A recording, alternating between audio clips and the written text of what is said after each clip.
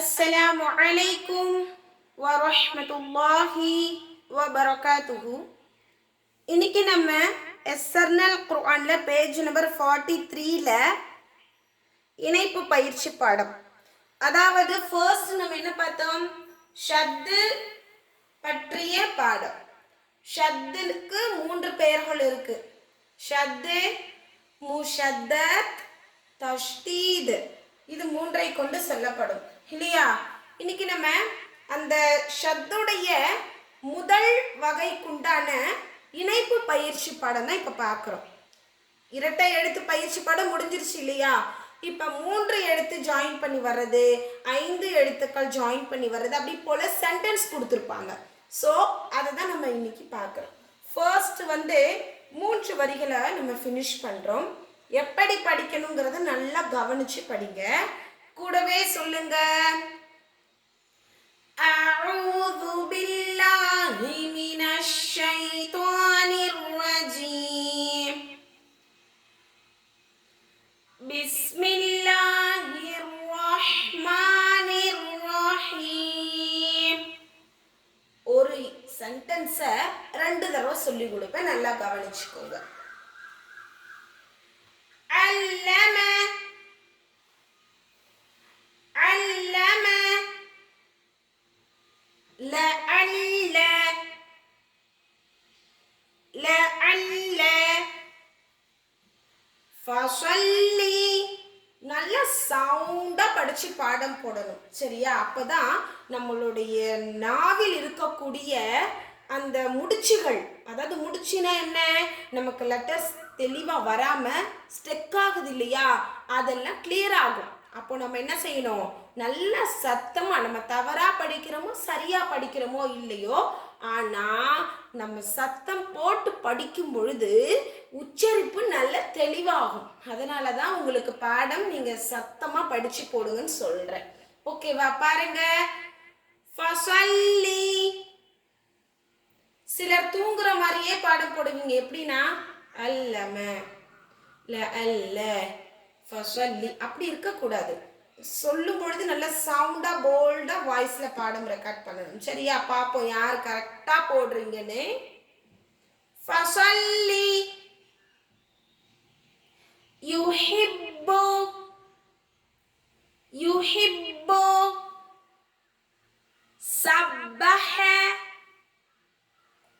சப்பஹ هلم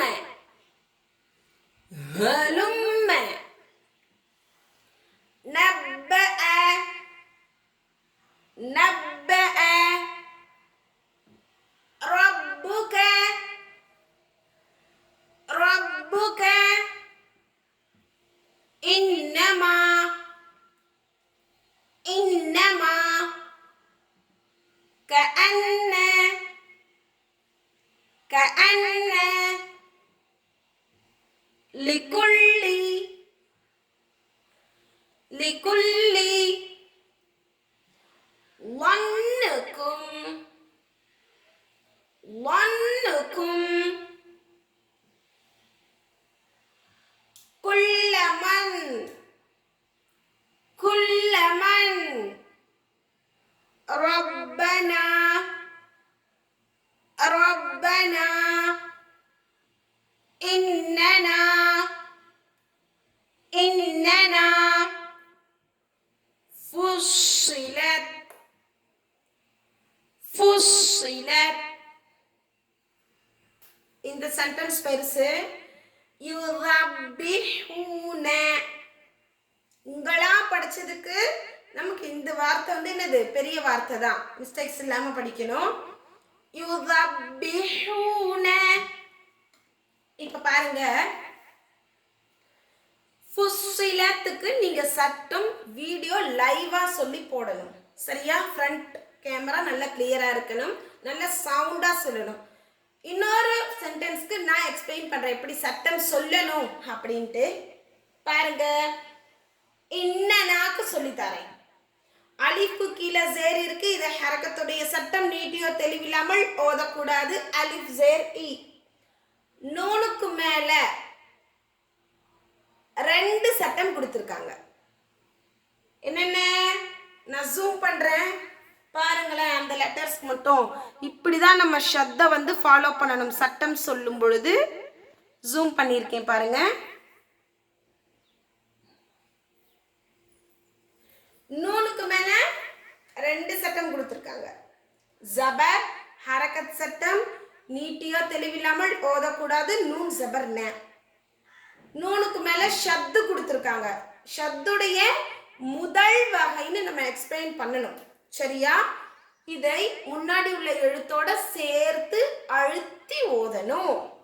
என்ன நூனுக்கு மேல ஜபர், இதுவும் ஹரக்கத்துடைய சட்டம்.